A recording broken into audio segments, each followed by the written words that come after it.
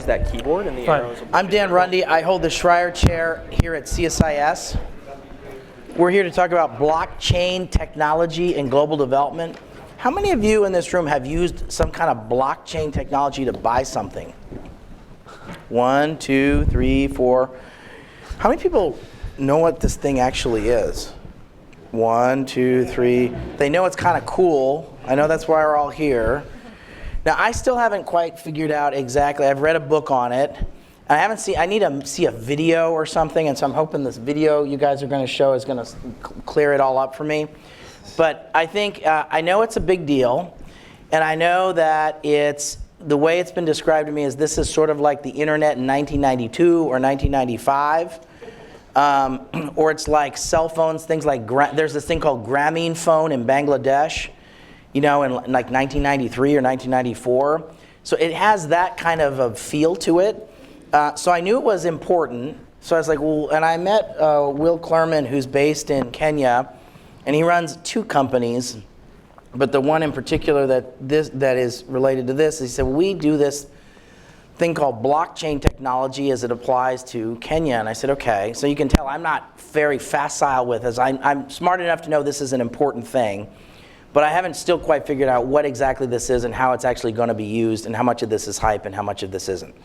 So, but I suspect I'm not the only one. And I think that's why a lot of people are here. I think this conversation will help us.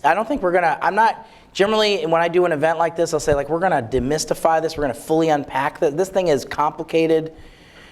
We did a pregame lunch. My head hurt after the lunch. I mean, there's a lot of buzzwords and stuff that are going to be thrown around here.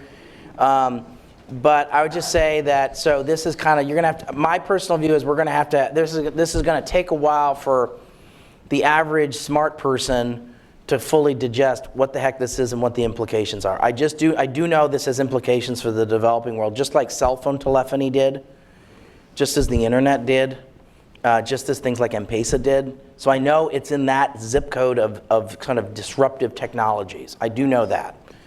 And we're going to be doing a lot here at CSIS on the issue of what will disruptive technologies do to pathways out of poverty. And some of them are disruptive in a negative way, and some could be disruptive in a good way. And my hope is that this is disruptive in a good way, the way M-Pesa or cell phones have been. So, okay, so we've got several really interesting participants, discussants. We have Michael Casey, who's on the right, from the MIT Media Lab and the author of The Age of Cryptocurrency, How Bitcoin and Digital Money Are Challenging the Global Economic Order. I have his book in my bag. I haven't read it. I have read some other book. There's a competitor to your book if you go on Amazon and you do the... I'll forgive you. It's the non-nameable one, but I have read one of them. I didn't get to yours, but I recommend you go out and read Michael's book. And then we have Jamie Smith, my good friend Josh Lippard, my former grad school roommate, said, "Oh, you gotta get Jamie. She's really smart and really articulate." And I said, "Okay, it's great." So Jamie was kind enough to join. She's the global chief communications officer at Bitfury, which is a company that she'll explain it, but it's like the infrastructure of Bitcoin. Is that a way to describe it? Something like that. She had a past life in public service. I'm sure she'll tell us about. And then my friend Will Klerman, who is the co-founder of Rex Mercury, which is a startup at the intersection of digital payments and education in Africa. And this is why I said we will do this, because this was the first time I'd come across, I probably travel to 10 or 15 countries a year.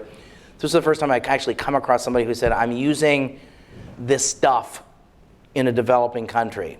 And I still haven't kind of sorted out the difference between a Bitcoin and the blockchain, and I bet most of you haven't either.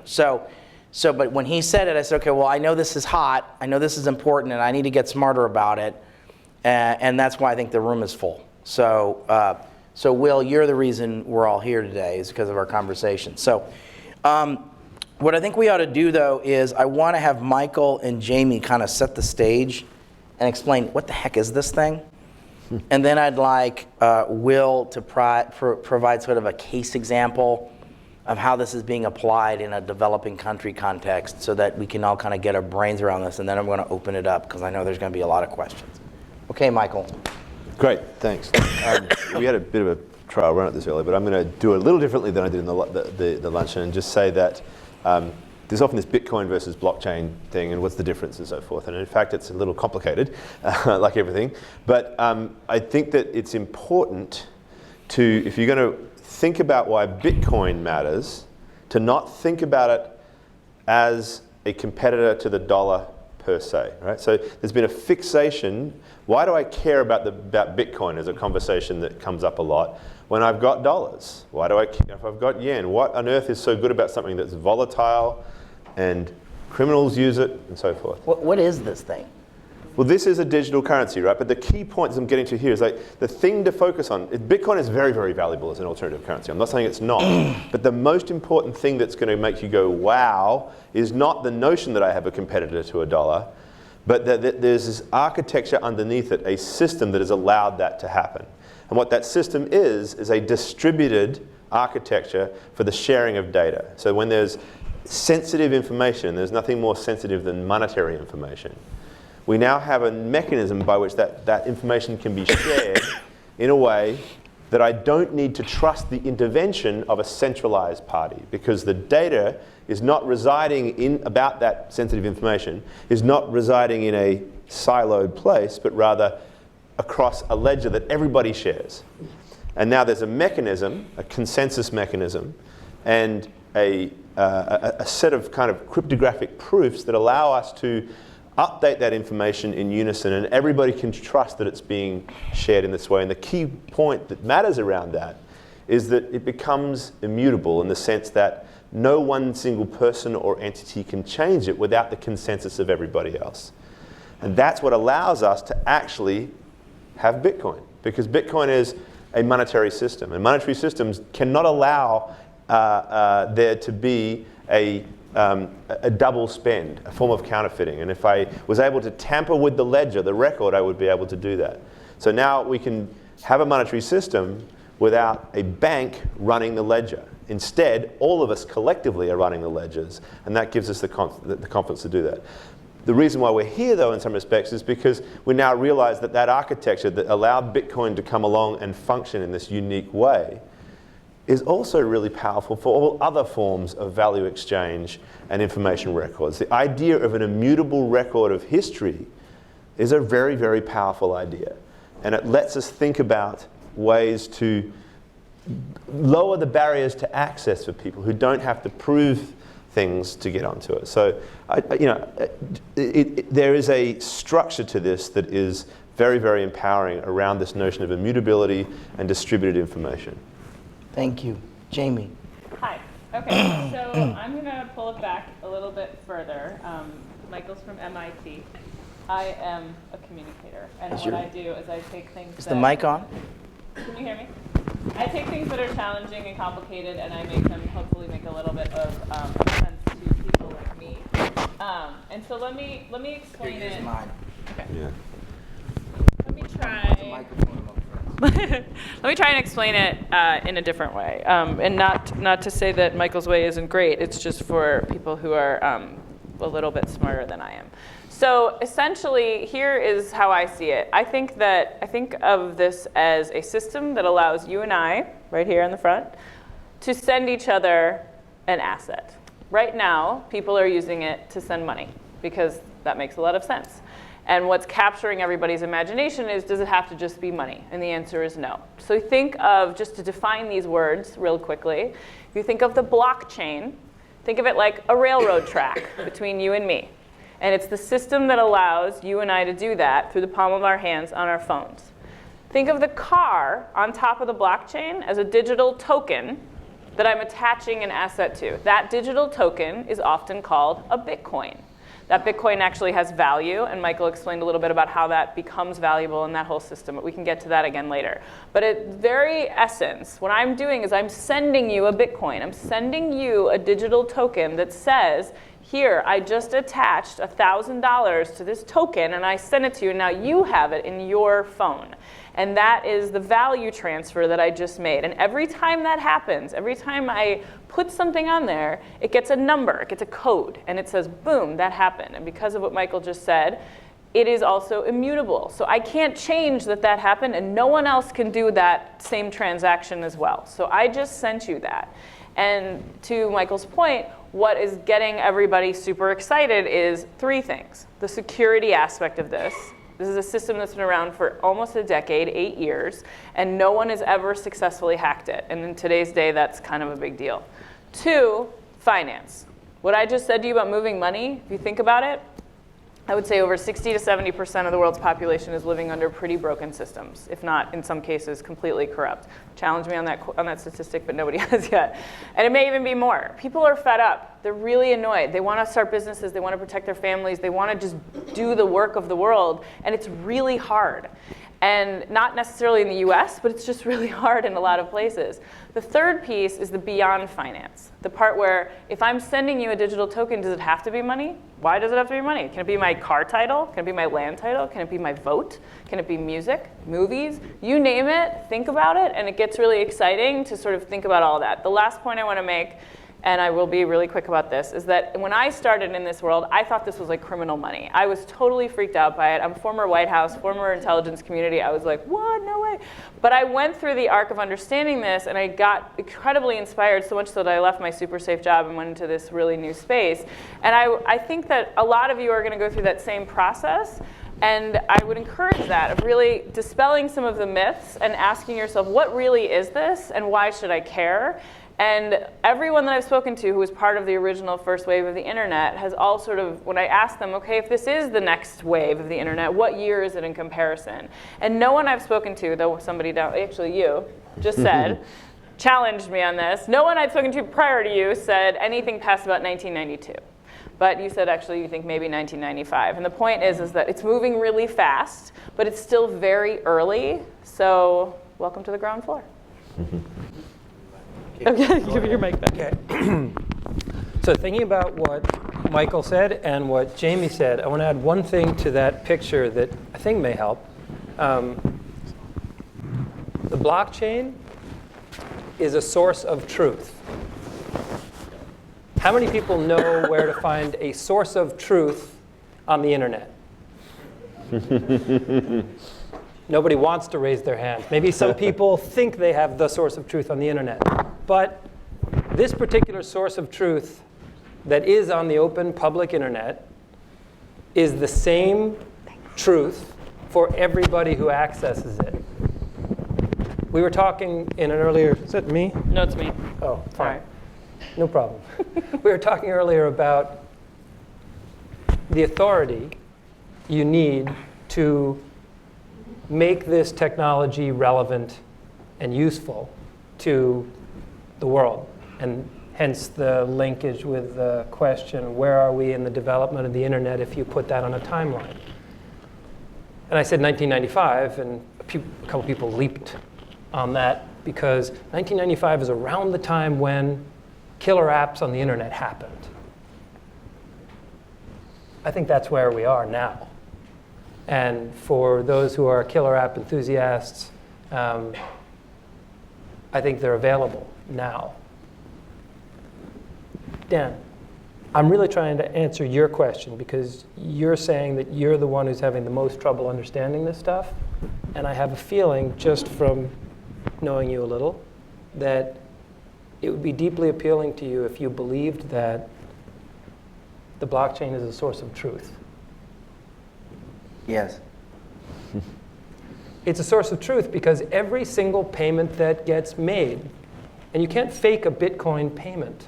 And yes, here I'm saying Bitcoin, but the underlying ledger, the open, public, worldwide ledger, immutable, is the blockchain. And every payment that gets made, and the amount of every payment that gets made in Bitcoin goes into that blockchain, goes into that open public record that nobody can change, that nobody can falsify. Okay, there are some ways, you can play some tricks that are interesting. But in terms of, well, and we can go into our little stuff, but what we're doing in Kenya is we're giving people an identity, poor people, actually, people who are paying what is the second largest cost for a lot of poor people, maybe all poor people in the developing world, and that is school fees. After food, the number 2 cost for poor families in the developing world is school fee payments, whether it's for private school or for public school, because free public primary education in most countries isn't actually free.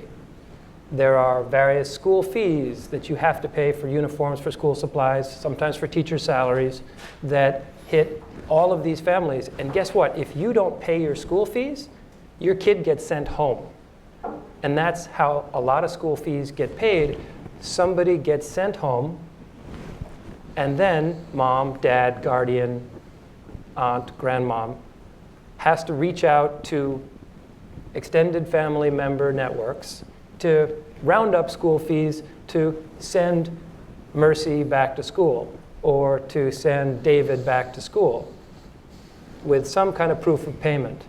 And even when those school fees get paid, sometimes the school doesn't keep a good record and the kid gets sent home again. So it's not just the payment itself, it's also the proof of that payment that matters for these families in the developing world. Hence the importance of an open, permanent record of payments that this family or the members of this little trust network paid. In a way, what we're doing is we're converting facts into data by means of the blockchain. Because every time somebody makes a payment in cash, that payment disappears into either the school's own paper ledger or no paper ledger at all. But when those payments get recorded on the blockchain, something magic happens, arguably. People gain a history.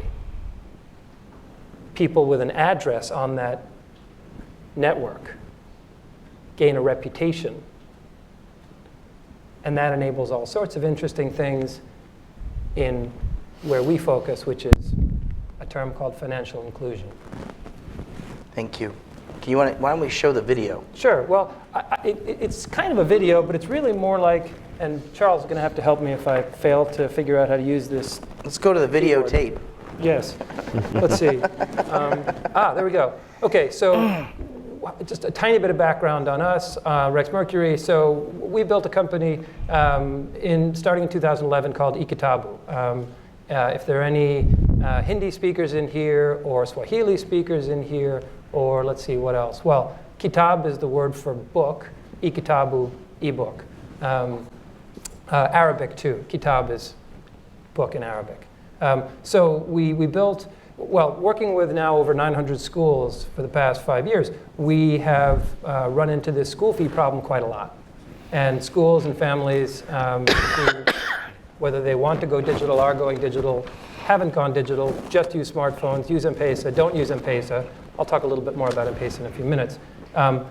They generally have the school fees problem. So we've been asked to, by those families and the schools we work with, to figure out how to help solve that problem. So we built a payments app in 2014, an alpha, to test out zero-cost payments for school fees. And we won this prize at MIT as part of the MIT Bitcoin project. That's how we ended up working with Michael here. Also, we work with Christian Catalini, who's an economist, and Ethan Zuckerman, who's also in the Media Lab with Michael. Let's see. Oh, yeah. So we've been running a beta for the past 2 years and processing about $100,000 in annual payments now. These facts: the number 2 expense after food, as I mentioned, over half of Kenyan adults regularly pay school fees, and almost all those payments get made today in cash. The beta that we've been running focuses on, again, these zero-cost payments, notification through messaging. My background is I built large-scale messaging platforms, and notifications have always seemed like a really powerful means of connecting people to an application, in my experience. The payments are directly made to the school, so if grandma's making a payment, she's not giving it to the mom, and then maybe the mom or the dad spends it on something else. It goes straight to the school.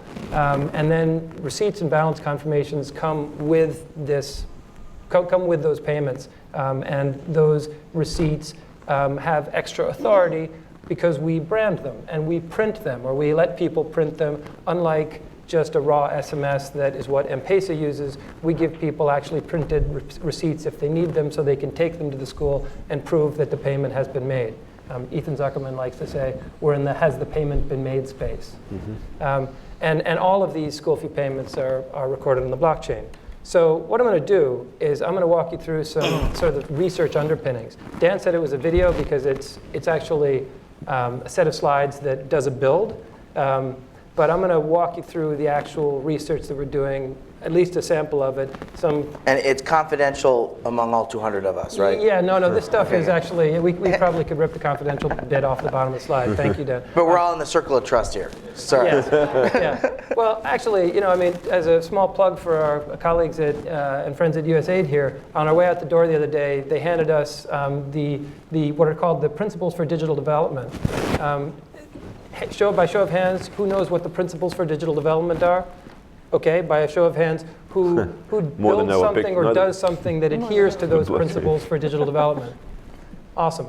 Open systems, open standards, designing with the user, be collaborative, that's number 9. It's a digitalprinciples.org is a good site. Actually, is Melissa, your friend Melissa here? I don't know if she's still in the room, but Dial, where Melissa's going, has been a major endorser of the digital principles, and I think they probably even gave you guys that handout to give to others. Anyway, thank you for that. We were heartened to see it. So in the spirit of openness, then, we are happy to share this research.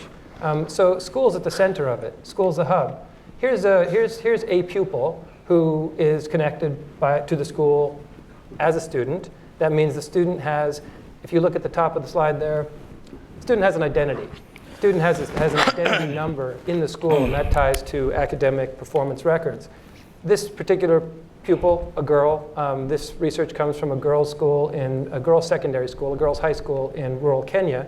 Has a dad. Dad's the primary payer. And dad pays to the bank, the school's bank, gets a bank slip, and then brings that to the school to prove that he's made that school fee payment. Dad also pays by M-Pesa. So quick show of hands, who knows about M-Pesa?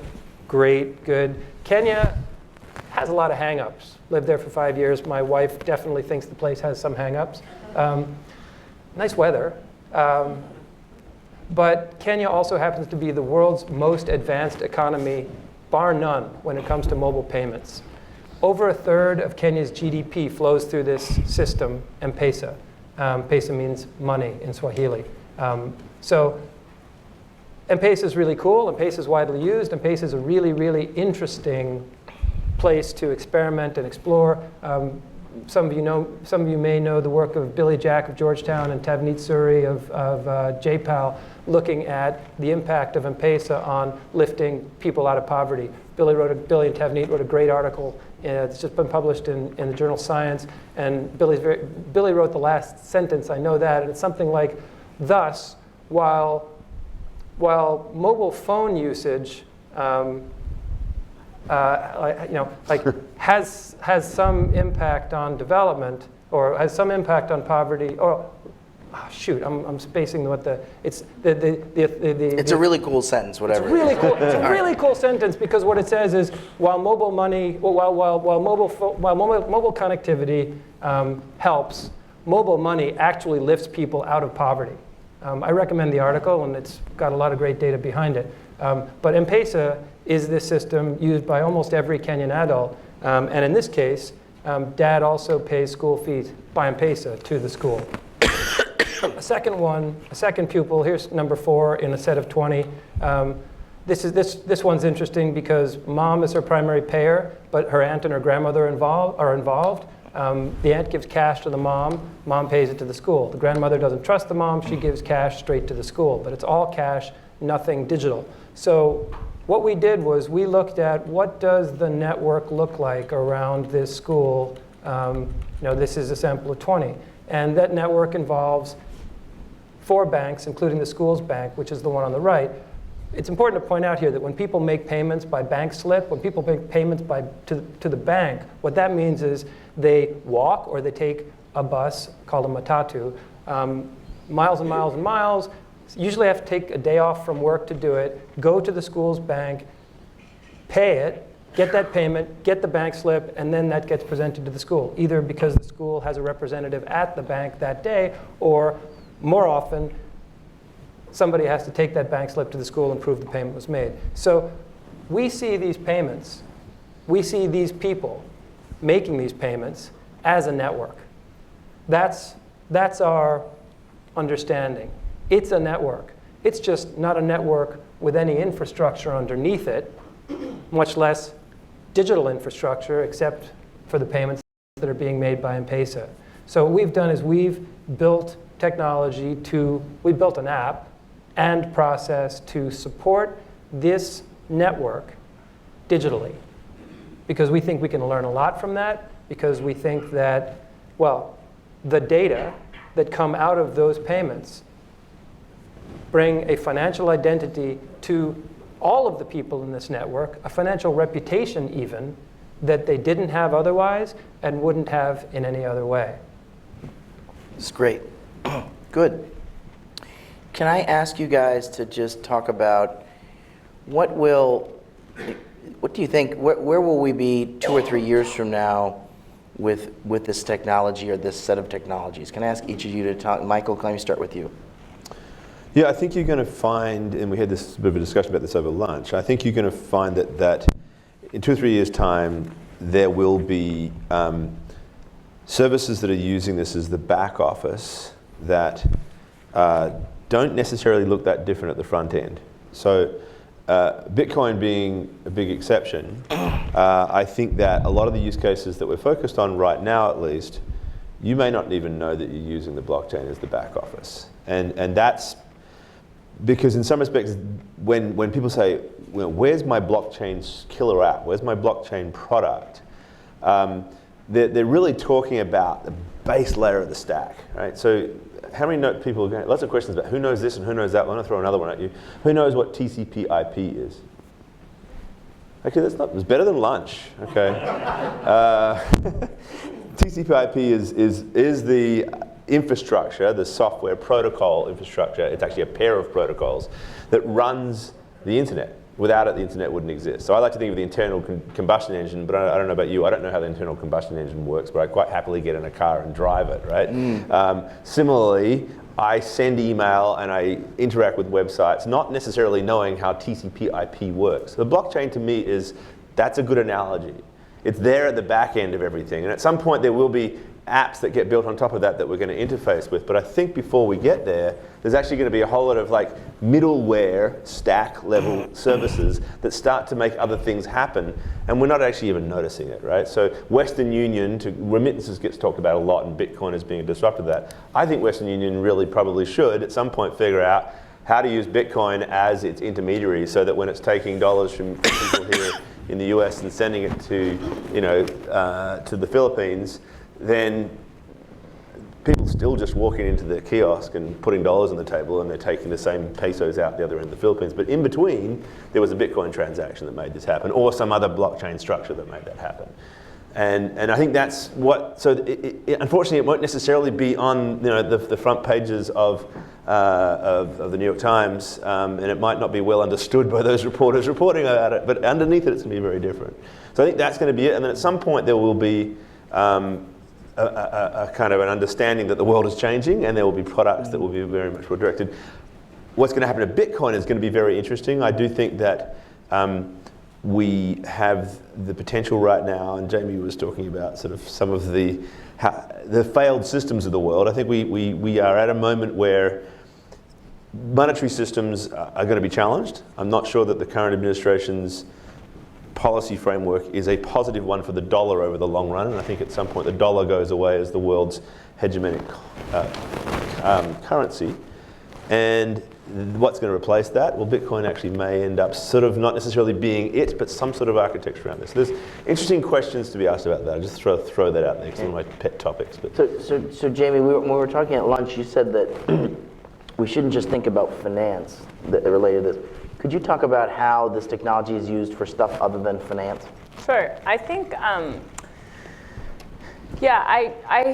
I would say that, from a financial standpoint, this is, again, incredibly interesting. It's dominating the headlines. If you read about this, you're probably reading about it in the Wall Street Journal and the Financial Times, et cetera. And those stories are really important, and they will continue. And if you are looking for headlines, you're probably going to find them there more importantly, more quickly. But from a regulatory perspective, money is actually really challenging for all the right reasons, right? There's a lot of different regulatory roadblocks if you want to change the way money moves around the world. I'm not saying it won't happen, and maybe your big, tectonic plate bomb will happen where like the dollar isn't quite as powerful someday. I hope that's not the case, but I think maybe it will. But I think that it's sort of this weird split screen. You're going to be enticed by these financial service or financial stories and think that's the story, and it is, but it's a slower boil. The quicker story, I think, and what's happening already, and I didn't even realize this when I got into this space, is that from a regulatory perspective alone, the beyond finance piece is kind of a fluorescent green runway. If you want to go figure out a way to do this with electronic health records, there's not like a lot of roadblocks to let you just go do it. If you want to figure out how to do this with land titling, you have to work with particular governments and institutions, but I don't think you're going to walk into a zillion laws on that. And so I would say it started in financial services. It'll remain there. In finance. It went to financial services. Your Deloittes, EYs, all those companies they all have huge blockchain institutions. They're doing incredible work already. They're leading the way in so many ways. Supply chain is huge. Every company in the world is trying to figure this out. A lot of nonprofits are trying to figure this out, whether you're disseminating vaccines or you're trying to figure out what to do from just distributing money in a crisis, all these different pieces. The healthcare industry is kind of, I think, the next up, if not already up. And really, this is one of the best games, and I would encourage you all to play it once you understand all this even further. Just sit around with your friends, a couple beers, and think about every industry on Earth and peel back the onion, because I would be hard-pressed to find an industry that shouldn't be inclined to think about this. And I would, my passion is the news industry, and I would say that if there was a way for you and I to pay micropayments direct from our phones to each news industry and say, yeah, I don't want your whole paper, but I would pay $1 for that story, I'd pay $2 for that story. It's like buying a song instead of buying a record. That's right, and you may be moving in a direction of kind of a little bit more what I like to call like an individual economy, where everybody's just kind of doing whatever they need to do to get it done. And how, we went from this kind of fake shared economy where it was like, oh, I'll share it with you and then you'll make billions of dollars off of what I share, as opposed to like a little bit more of an individual avatar where we can kind of be controlling our own data and doing what we need to do with it. And if there's money to be made off of that, if I'm a musician and I don't want to work with a label and have them own 80% of what I create, maybe I just put my music out there and you pay me, and that's how that works, right? But I would just go back to the fundamental tenets, which I think, for all of these incredibly sophisticated conversations, there's some pretty clear facts in the world, which is that if things are cheaper, people are pretty interested in them. This is a lot cheaper. If things are easier, people are pretty interested in them. This is going to be a lot easier, and I think there will be global Wi-Fi pretty soon. I think there's a lot of talks about that going on. It's coming in the coming years, and almost everyone will own or have access to a pretty inexpensive phone. So if you now have this system that allows you to pretty much do what you got to do, I would be hard pressed to imagine that it won't take off.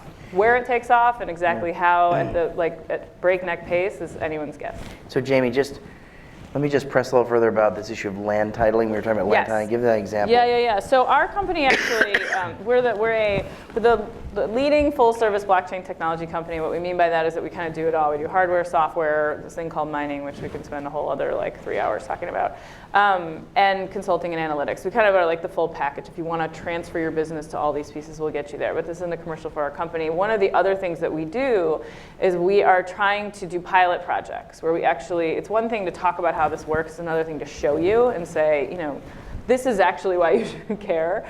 That's how my brain works, and I think, as a communicator from a storytelling perspective, there's only so far you can get with like, oh, and then there's nodes and the da-da-da-da-da, like nobody cares. I just want to know, like, how do I make my life easier on this? So we have been working with the government of the Republic of Georgia, which I'm sure not everybody in this room spends a lot of time thinking about the Republic of Georgia for whatever reasons, but you should, because it's this really forward-leaning government that actually is number 3. It's one of my favorite Eastern European countries. I love it, and they have the best wine and the best food, so go there.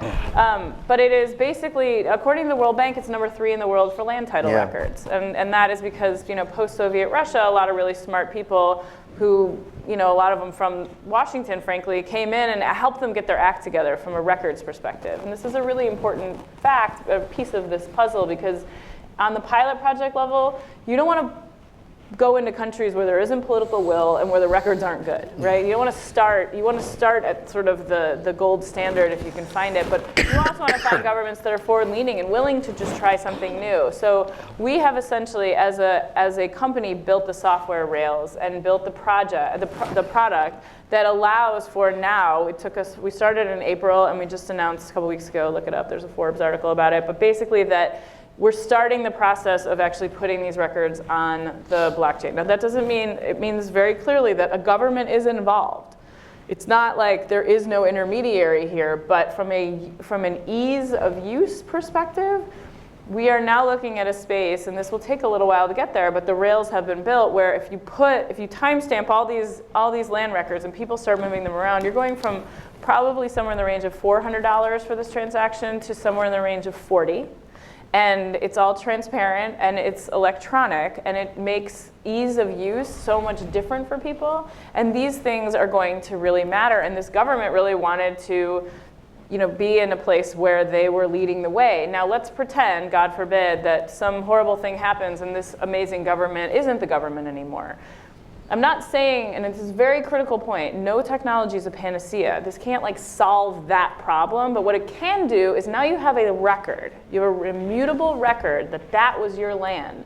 So if there is a court of law, if there is a place to go fight that, you actually, for the first time ever, can say, no. You tried to give that to your cousin, but that's mine, and here's the proof I have. Here's the transaction that's happened, and here's the immutable record that allowed for me to prove that that's actually the case. And so if you do that with land, you can do that with a lot of other assets. And I will tell you, and I'm sorry I'm talking too much here, but I just want to say one last point. This is the inaugural project for a little trust accelerator, blockchain trust accelerator that our company, but also New America and NDI started. And we launched this over last summer. In 7 months, we've heard from over 30 organizations, governments, institutions from major cities in the United States asking for the exact same technology to from Conservation International to UNICEF to others saying, we want to do a pilot. Here's our problem. Here's the solution we're hoping you can provide. Can you do it? And is there some way that we can address some of these challenges? So, for example, if you wanted to help the vaccine dissemination people, we can build that. We or another tech company builds the solution for free. And then let's say Columbia Coffee probably cares a lot about supply chain. Maybe they fund that project for $100,000, very cheap. And then everybody wins, right? You provide the free solution. The tech company gets to go sell their solution in other parts of the world, but they provided it to that organization for free, and a company learned more about it too. And then we get to learn a lot of cool results from these pilots. So that was a lot of information, but thank you. It's very exciting stuff happening. It's better than talking about nodes. I appreciate no nodes. I don't even know what a node is. I'm not There was a lot of discussion about nodes over lunch. There's a lot of nodes, yes. So Will, so what happens, fast forward for me over the next 24 to 36 months. You're in Kenya. How's this technology, I want you to fast forward for me what this is going to look like for this example, this really powerful image. Sure. But I also want you to fast forward for me over the next 2 to 3 years. What is this technology going to mean for Kenya? Yeah. Other things other than the school fees context. Okay. And I'm gonna, if it's okay, because I think we end at the bottom of the hour, I'm going to loop in one of the first questions you pointed to, which is good or evil. Yep. Over lunch, I asked how much of this is good, how much of this is used for evil? So I'm gonna skip this part. If we have time and anybody wants to actually talk about what is this stuff a little more clearly, we can do that in 5 minutes or less. But here's a question that I think goes to your first question. Who gets hurt if we don't do what we're trying to do? And what does this look like? What does this look like over the next 2 to 3 years in Kenya? Well, right now, the biggest service in Kenya, the biggest new mobile money service in Kenya is Sport Pesa. What people are doing is I'll go so far as to say, without too much evidence, but there are a lot of us who are trying to figure this out and find out whether it's really, really true and how widespread it is.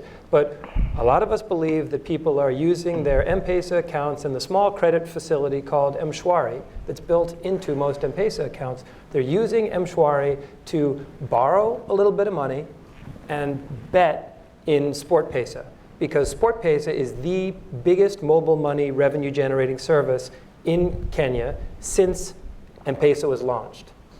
So a lot of us believe that there's a consumer credit bubble that's happening. Oh boy. And Sport Pesa is an early warning signal that these people are going to get real hurt. So we think that's one way that a lot of this mobile money goes. And there are a lot of other examples you can run away with. But this is something that, Sport Pesa billboards are all over Nairobi now. Even outside Nairobi, you see a lot of them. But Sport Pesa is a really, really popular service. So what does this look like in the next 2 to 3 years? Well, it depends, doesn't it? It depends on, I'll make what probably is either going to be a really fluffy statement or a controversial one. It depends on the values of the implementers. That's my point of view. I also happen to believe that a lot of what's happened in the internet depended on the values of the internet. You said to me over lunch, you said, good or evil, 100% either way. Yep. To your point, right? This is to your point. Yeah. So how does it play out? Where money moves at high velocity, perhaps for close to free? Well, a lot of technologies moving into the developing world, stick with Africa because that's where I've spent the most time, tend to widen inequality, tend to concentrate wealth and power in the hands of the people who already have the most. The president of Kenya, Uhuru Kenyatta, who's up for re-election this year, August 8th, is the election day. It's supposed to go pretty smoothly. It's his second term, thankfully not his third, because the Constitution doesn't permit 3 terms. So he's likely to get re-elected. He's also the largest landholder. His family, the Kenyatta family, is the largest landholder by far in the country of Kenya. The bank that Safaricom uses for all of those M-Pesa transactions is Commercial Bank of Africa. Dan, I'll give you one guess who owns CBA. It's good to be the president, right? So this could go in a lot of different ways, not just in Kenya, but this infrastructure, which, as Jamie and Michael were pointing out, is really truly global already and is already being widely adopted, or in a lot of cases, as the conversation turned over lunch, co-opted. So not everything you hear called a blockchain is the blockchain. Bear that in mind. Banks are forming their own private blockchains for all sorts of interesting reasons, but most of them are to lower their own costs. Which is fine. Which is fine. Which is not the same Perfectly as what we're fine. talking about. But the blockchain which underlies that currency called Bitcoin is the only blockchain that, as Jamie pointed out, has never been hacked. So the other 2 major blockchains, so to speak, that are out there, Ripple and Stellar, have both been brought down. Yeah. Both been brought down. And yet the uptime, and just checked it out last night, of the true blockchain, the blockchain, I sound like an evangelist, the true blockchain, source of truth, 99.9913% since 2009. And as somebody who's done a lot of work in telecom infrastructure, I know it takes an awful lot of work, an awful lot of software, an awful lot of engineering and ops to maintain something at 4 nines plus uptime over any stretch of time. It takes a lot of investment to build that infrastructure. But in this case, that infrastructure is free and openly available, I should say near free, because there are transaction fees that are very, very minute, but they exist. Nothing's but that free. infrastructure is just like the infrastructure of the open internet, TCP/IP. That's free and open to anybody who wants to build on it. That's a key point. Okay. So Will, just let me come back. So 2 questions. So what's going to happen to your pilot project over the next 24 months? Okay, so next stage, so we've, well, all those people in that graph, plus a bunch more, if we're right about what we think will happen and the testing we've done so far with this community, what will happen is a lot of those lines, this graph will get a lot cleaner, and a lot more of those lines will move over to M-Pesa, which is what we're using. We're not trying to compete with Safaricom or Safaricom's M-Pesa. What we're trying to do is, first and foremost, drive payments digital and create lasting records of those payments on the blockchain. Yes, it's through our app, but we're not trying to, nobody has to download an app in order to work with this project, with this system. We're happy to drive payments into M-Pesa, and what happens even over the next, well, school term 2 in Kenya starts in May. So between May and August, what should happen is a lot of those lines on this graph move over, and the graph gets cleaned up, not the yellow lines, the black ones, and more of them are going to M-Pesa. Tell me about, how do you think blockchain, the true blockchain, will be used in Kenya over the next 24 to 36 months, other than this context? Yeah, well, I mean, I like Jamie's point about land registries. And we have friends and investors in Kenya who really want us to do a lands registry project and are saying that's the big opportunity in Kenya. We think that registering on a public immutable infrastructure such really critical data as who owns a plot of land is a critical application of this technology. So I think there'll be more and more of that. I do think governments, some pockets of governments in particular, will resist. And because of Bitcoin's reputation, you actually have to be pretty careful when you're doing services like this, I think, anywhere, because Bitcoin runs into a lot of regulatory obstacles as a currency. We're not actually doing anything, just for the record, we're not doing anything with the currency Bitcoin in our application, in our work. Bitcoin is a back-end factor because blockchain underlies Bitcoin. But nobody ever actually has to touch Bitcoin in order for the infrastructure to make a difference. Mm-hmm. Similarly, in a lands project, similarly in a voter identity project. I mean, there's a lands ministry project going on in Ghana right now that, just as with Jamie's example in Georgia, involves the government very directly. It isn't hostile to the government. It isn't trying to usurp the government's role of maintaining land records. It's trying to bolster what they're doing, adding authority to it by putting these records onto in effect, the internet, the blockchain. So how do we think this technology is going to evolve? Again, I think the fairest answer that I can say is it depends. But what I also say is, regarding who gets hurt, if we don't take the approach that we're taking, which is to open up access and to make these records more widely available, openly queryable across the internet, is the technology gets shut down, clumped into pockets of really rich investment, and doesn't become the resource, the infrastructure to lift everybody else.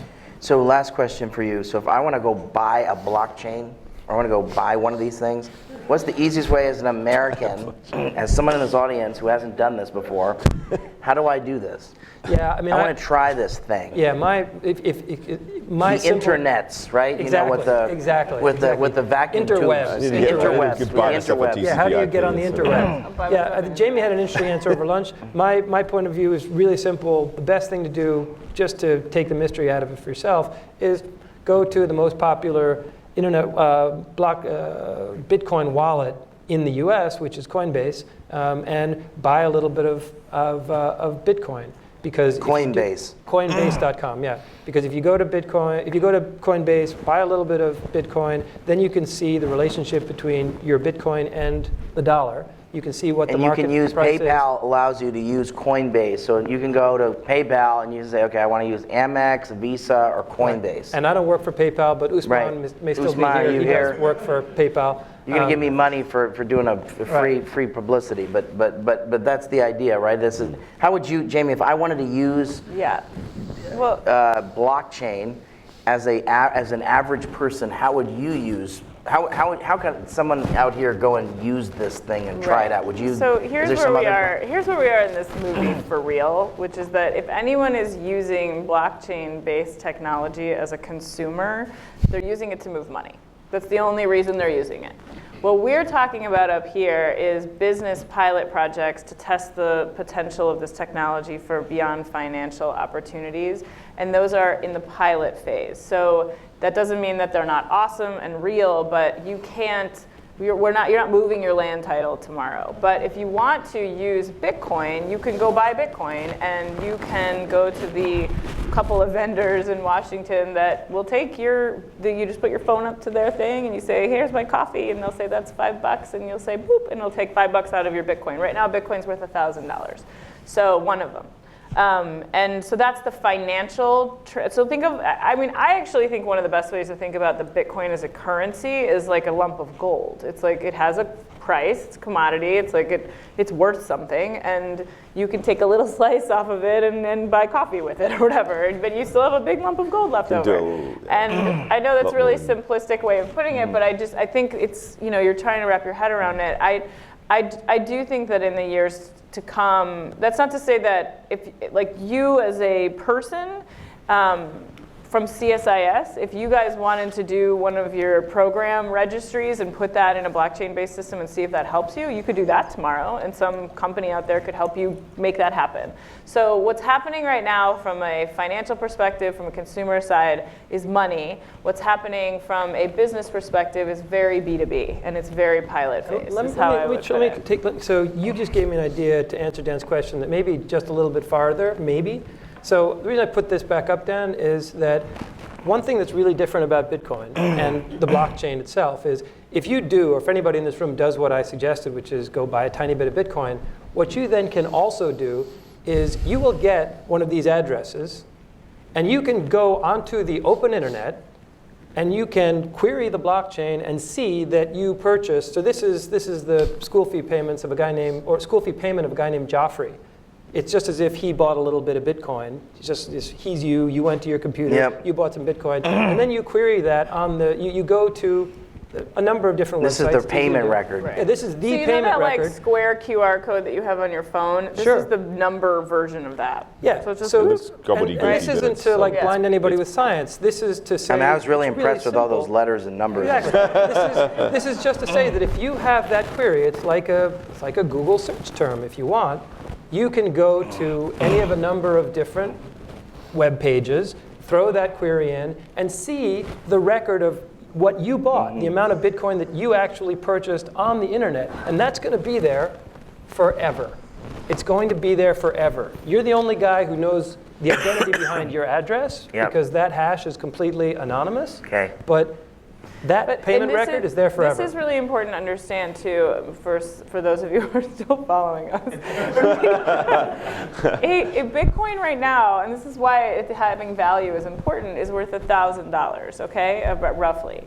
If I were to break that up into 40,000 pieces, some mathematician out there do the math, you can attach an asset to every single penny of the $1,000. And so now you're moving an entire set of data over one Bitcoin. And so that is, and you can break that down into an infinite amount of pieces that can all attach a payment. So when I say, going back to my like, hey, Wall Street Journal, I like that story, I'll pay you $1 for it, I may pay what ended up being a micropayment of 10 cents. 1/10 of a cent. Right. And so that is where you get this sort of power of this technology, and that's why that transfer matters. And so, look, like if somebody wants to check that 10-cent transfer and that's a mutable record, who cares, right? Like whatever. It's like when people hand me a receipt and I'm like, forget it, I don't care. But there are other payments that do need, and other asset transfers that actually do need that immutability, that are much more critical to having that key record. So Michael. I was just asking, how many people, I imagine at an event like this, there's probably a few of them, how many are published authors? Kind of. A few of them, yeah. Okay, fine. Yeah. So the last book that we wrote about this, The Age of Cryptocurrency, we took a hash of that and inserted it into the blockchain. And so why did we do that, right? So basically we took the information, there's a PDF of our book, ran it through this hashing algorithm, spits out a number that looks pretty much like that long one down the bottom there, and it inserts it into a Bitcoin transaction.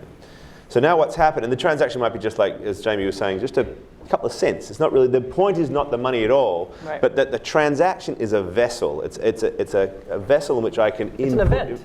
It's an event, and what I'm taking is this thing, and it's now the world of the validating network, the computers, the miners that prove the validity of this shared record, has now watched as I have sent from one Bitcoin address that I own to another Bitcoin address. I have this act of asserting ownership, of asserting title. Because now not only is it proving the Bitcoin transaction, it's proving all of that information that's sitting inside that transaction. So I've just asserted my copyright, which is a little bit gimmicky in the United States because I feel like I can pretty much trust the US court system to do so. But anywhere else in the world, this idea of me being able to personally assert ownership of something in this way is a powerful idea. Well, and think about that, if I may, really quick. Think about how many people, there are 1.5 billion people in this world who do not exist for all intents and purposes on an actual record. When they are born, there is no record that they were born, which means they can be trafficked, and they can't even fight and say, no, I'm blah, I'm whatever your name is.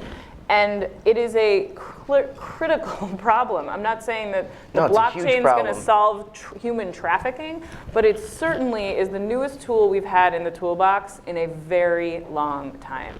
Now there's the Sustainable Development Goals. There's too many of them. There's 17 goals and 169 sub-indicators. Don't ask me which one it is. But of the 169, one of them is everyone's got to have their own, there ought to be a national identification. Right. And so one of the ways you could do it is through... Say, this is, you prove it, and from the refugee crisis, people coming across borders saying, hey, I'm Bob, and you're like, okay, Bob. Yeah, like, show me your... Bob. Right. Yeah. Okay, so there's some thoughtful people in the audience. I want to call on some folks, and we're going to bunch some questions together. So raise your hand if you, okay. Dr. Golden, my friend Diana Olbaum, my friend here in the, whose name I forget, these three women here first. And go ahead, and then let me get also, and this gentleman up here in the front with the cool camel jacket. Okay. It is so cool. It is cool. Great, thanks all. I'm Nicole Golden. I'm a senior associate here at CSIS and wear a few hats. Dr. Nicole Golden. Thanks, Jamie Smith. And I'm proud to know Jamie Smith for a long time. One of the applications, if you will, of blockchain that I've been reading about that I find interesting that hasn't been mentioned yet, so I'm curious to see if you've come across it or have thoughts on it, is in the kind of education to employment space, and in particular around how blockchain can be used in credentialing, certification. This is especially important when you talk about young people on the move and refugees and the ability to value and sort of claim their assets. I got a digital diploma. And translate, and again, as we have more and more sort of micro-education, online education. So I'm curious if you're coming across that cool. and what your thoughts who are. say they went to MIT. All right, No, I was making a different point. All right, pass it back to Diana. Okay, Diana. Shut up. Thanks. I'm Diana Olbaum, also a senior associate here at CSIS. So I'm really interested in the applicability of blockchain technology to foreign assistance, and specifically the traceability of aid, and how, if you can... So it doesn't end up in Cyprus in somebody's condo. Exactly. Or a Swiss bank account. So, I mean, right now, we have the International Aid Transparency Initiative and so forth, but it's very hard to trace something from the moment it was budgeted and appropriated all the way down to the person on the ground. So maybe you can say a few words about how that would work. Yeah. This woman here. Diana Letty Dugan, for my sins, I have been a long-term CSIS senior advisor and also chaired the first telecommunications information technology program. But I also paid my dues in government for a number of years, overseeing everything that moved electronically across borders and negotiations back in the 80s. So these were precursors to the internet and precursors to so many things. So I guess not only did I drink the Kool-Aid, I helped to make some mixed of the Kool-Aid. I helped to mix some of the, and make some of the Kool-Aid. I have a Kool-Aid pitcher in my office. I seriously do. My sister got me a red Kool-Aid pitcher because I also mixed the Kool-Aid. So excellent. Well, Thank you, Diana. I think everyone here is just fascinated by the analogies and lessons not learned and lessons to be learned and what can go wrong. So first of all, I commend you, Dan, for doing this, but I also did not feel that we got much of a answer, even though you had a heading that said, who will be hurt? You're starting on this, and I think it's really important to think about this early on, because it really partially means who's going to try and co-opt you, who's going to try and skew the game. The internet, as you know, worked because DARPA focused on the educational and research community. And so there are lots of things to be learned in this, and I wondered if you could just give us some quick notes, not so much who can be hurt, but who could potentially co-opt. Excellent. And this gentleman here. Hi, I'm Robert Otherman. I just do security innovation. Couple things. Heard that you guys said that the blockchain was never hacked, and it's not to thwart what you're trying to do here today, but I have heard that there was actually a large breach with the DAO, the decentralized autonomized There's a different Yes. organization. blockchain. Definitely. Different blockchains. Absolutely that. But That's that's the a point. security breach that a lot of people lost out on. Ethereum, That. Okay. yeah, it's a Okay, different so it's one. happened. Yeah. Yeah, we can And explain We'll explain it. all right, and also security, not just in the the TCP end-to-end, preventing signals interception and typical hacking stuff, to the fact that if I'm reading between the lines correctly, I hear that this is a technology to thwart dictatorships and financial dictatorships, and that being the current power dynamic that's in place, how do we? I just can see rooms of Okay. people like us sitting talking about how to take apart our little idea here. Okay, So just great. Thank you. Thank you. Good. Okay, so let's start with you. We'll just go down and everyone respond to I'll pick and try choose. I'm fascinated by all of them, but I mean, let me just go on that one.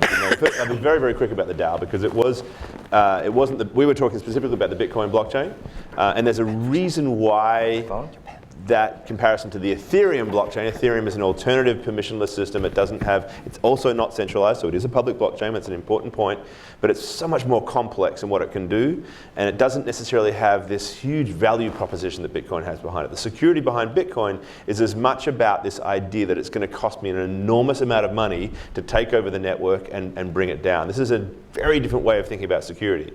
The idea that it's an incentive-based security system rather than a firewall-based system. It says, I'm going to put this thing out there, and then the consensus mechanism for it is so expensive to break that I can't do it. Ethereum actually turns out it wasn't Ethereum itself that was hacked. It was an application built on top of that, and in many respects it wasn't. Some would argue it's not even a hack. It was a flaw in the code that allowed somebody who was participating in this to do something they couldn't get. And these guys kind of stupidly said the code is law, and therefore you can't actually, you just can't go against it. In which case the hacker arguably was actually just exploiting a feature to take money out of it. But I do think that this notion of security is important, because what we've got right now, and I think this is where the Internet of Things is a really important application for this. We live in this world right now where we have two contradictory forces underway which are doing enormous damage to the security of our information.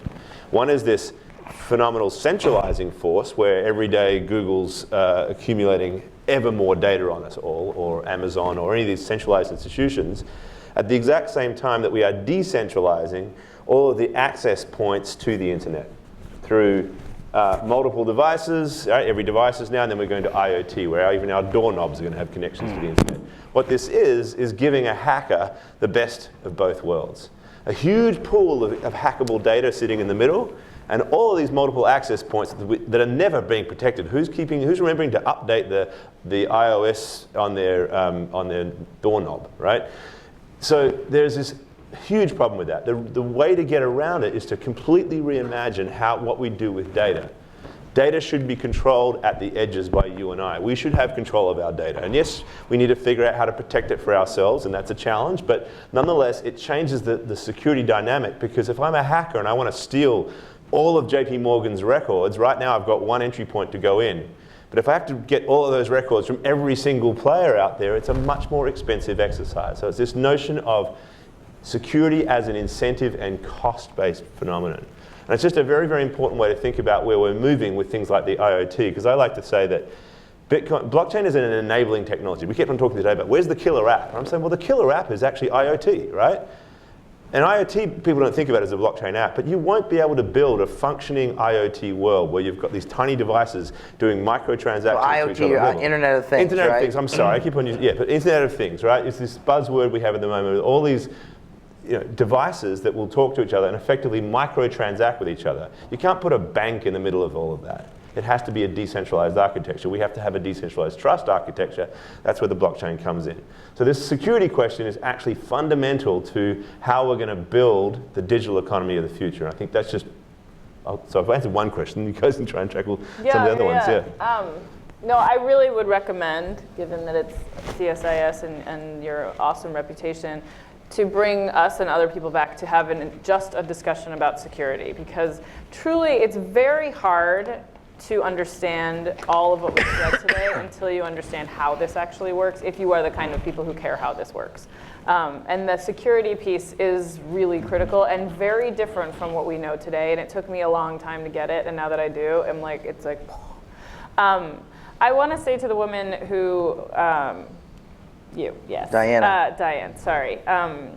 I find what you've said so fascinating, and I will tell you that I feel like, I remember, just bear with me here for a second, but I remember when I first started out in politics, it was like a cold, snowy day in 2001, and this guy came in and trained a bunch of young people like me at the time in the room like this, and he said, okay, I just want to start out and say to all of you, you're a bunch of weirdos. It's 2001, and you are here organizing and trying to get your heads wrapped around the 2004 presidential election. And he was right. We were like the weirdos in the room who want to understand this before anybody else does.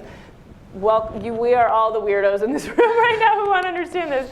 And so I think that I say that because I feel very honored at the moment. I'm working with the World Economic Forum on their blockchain council, and there's like 30 people from around the world, and we're having these kinds of discussions, and what roots our discussions are asking ourselves questions like, if we were working in the 80s or the early 90s, what questions did they ask? What questions didn't they ask? Which questions do they wish they'd asked? So it's a long way of saying, I really want to invite you to come talk to us about the lessons that you've learned.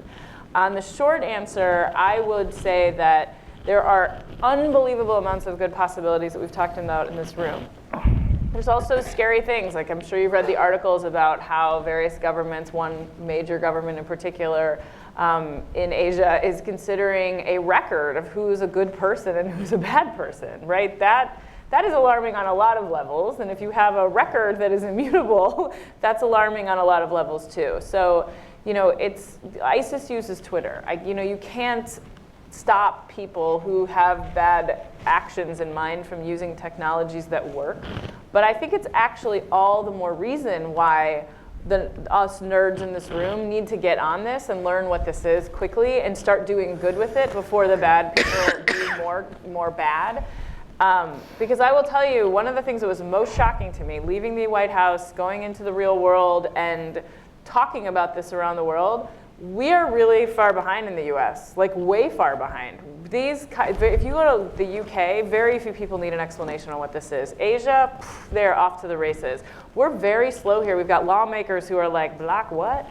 And so it is a problem from a security perspective and from an innovation perspective. There's a lot of people out in the world who are pretty mad that the US is leading the way, and they don't want that anymore. Jamie, could you go? I want to push on this question about foreign assistance and traceability of money. Yes. Okay. So this is totally. I would say, without breaking any confidences, we have been asked to come talk to people about this exact problem.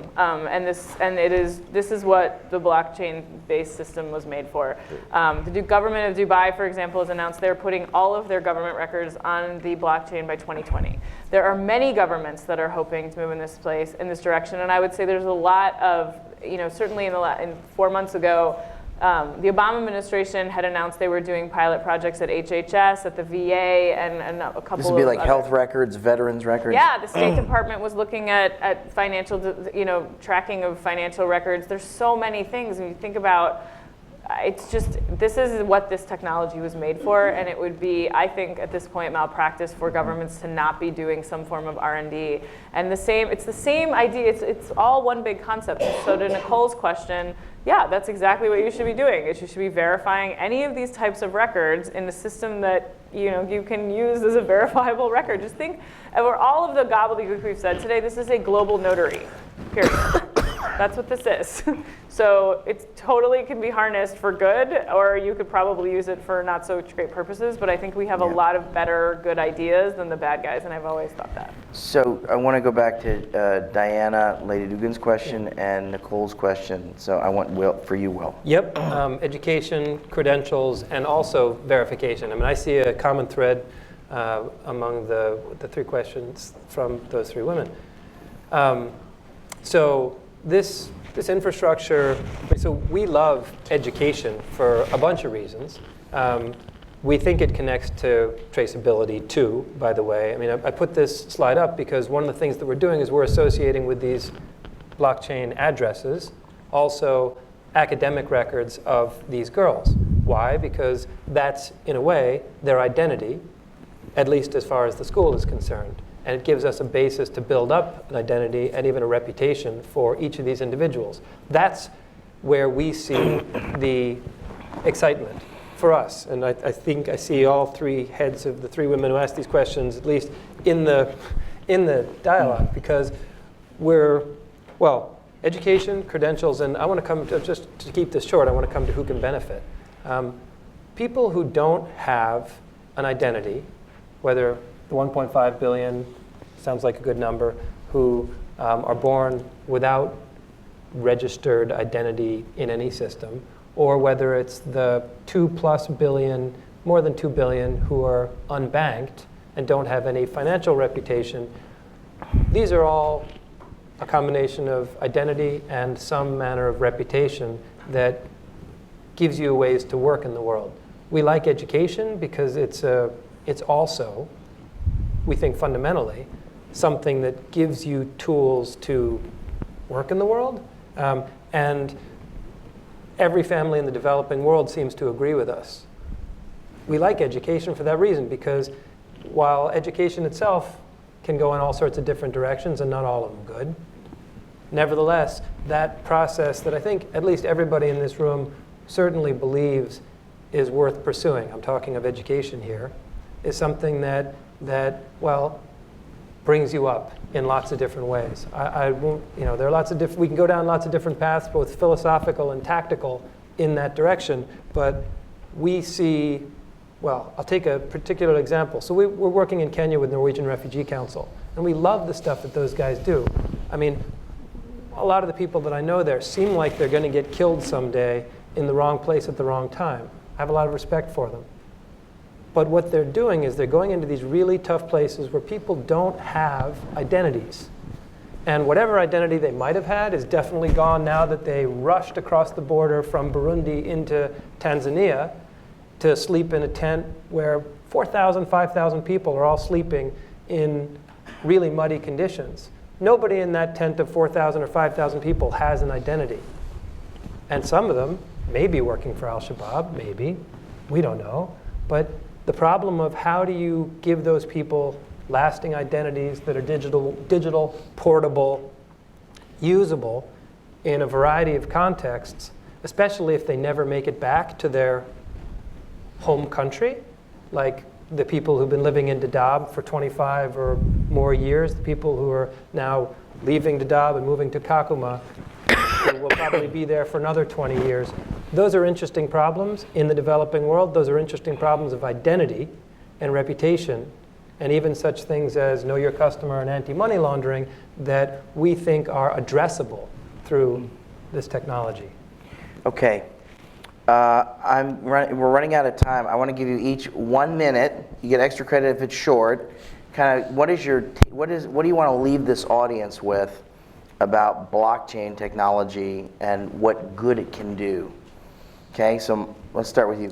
I'm probably going to go over the limits. I want to say one very quick plug for my institution here, because there's a thing called Block Certs for those interested in educational credentials on the blockchain that was built out of MIT Media Lab. Block Certs, C-E-R-T-S. So these are like digital diplomas? Digital diplomas, that sort of thing. That's precisely what the purpose for this is.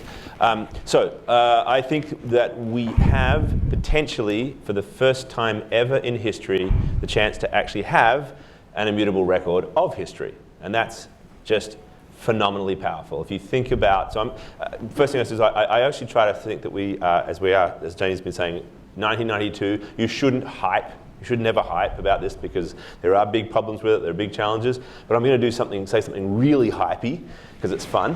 And that is the very first record of history ever to be unbreakable. And that matters because throughout history, the incoming regimes in vulnerable places have come in, and the first thing they do is to destroy the record of the past, because it's the ultimate statement of power. When Pol Pot set the year back to year 0, it was a statement of saying, I own history from now on.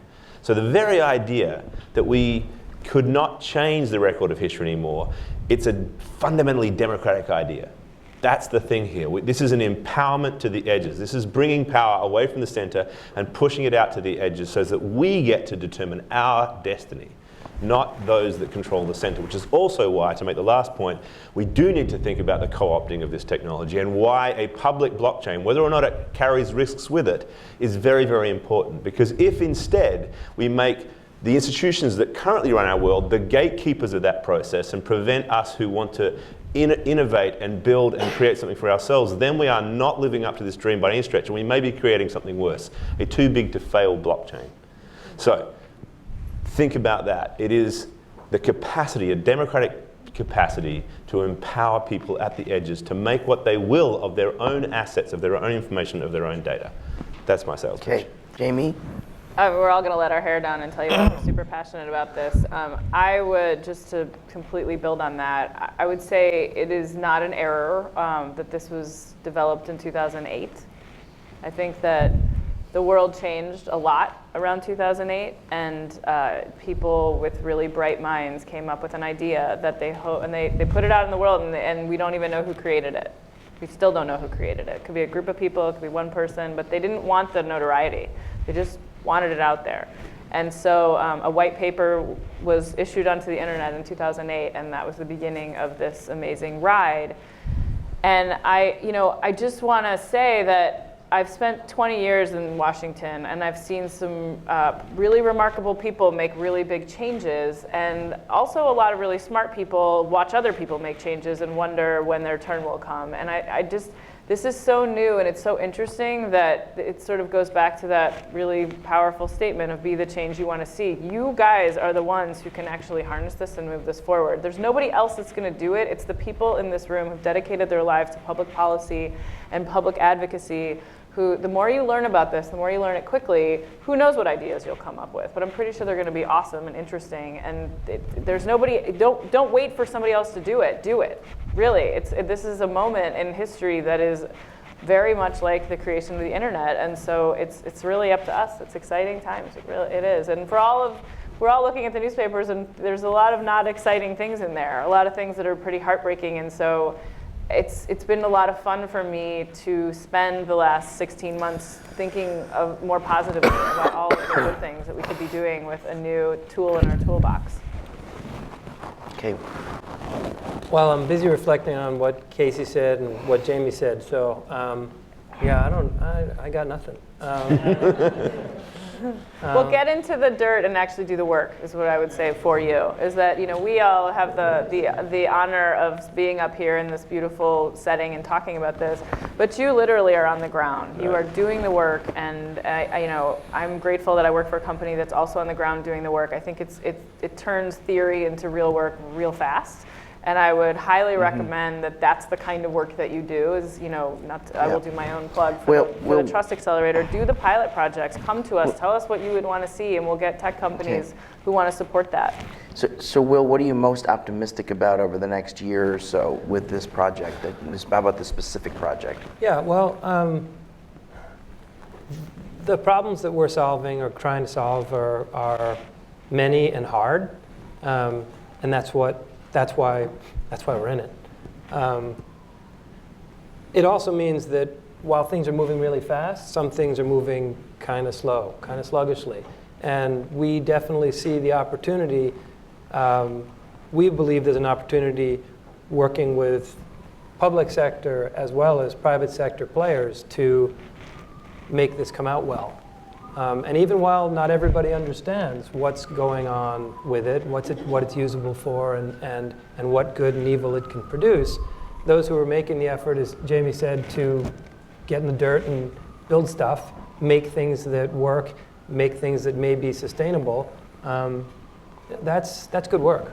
So Dan, I want to ask you, what's how much are you buying into this? I mean, we're at the end here, especially talking some pretty tall terms. Source of truth. This is exactly what the world needed in 2008. And Michael's. I don't think government has fully got its brain around this. I certainly don't think official Washington's got its brain around this at all. No, so I think that this is like the internet and Washington and the internet in, I don't know, 1993, 1994. That's what it feels like. So there's going to be a lot of socializing that needs to be done in this town. And then I think there's going to have to be specific forms of applications applied to it. It's sort of like, this isn't exactly the right, it's sort of like drone technology in the last 15 years. Maybe this isn't the right audience to try that out on, but it seems to me that this is sort of like drone technology from 20 years ago as well. There's all sorts of applications for drones, not just military ones, or intelligence ones, but it's something like that. And so when someone said, well, I've got this remote control airplane, I can fly it around, and they're like, oh, that's great. But so I think there's a lot to this. And so I'm interested in it, and I wanted to convene this conversation because I think there's certainly a lot of applications. I think we had, the fact that you all stayed speaks to the fact that there's a market for this. So I'm interested in doing more. I'm interested in exploring this, and so I'll be looking for ways to do it on a sustainable basis. So good. Thank you. Thank Please you. join me in thanking the panel.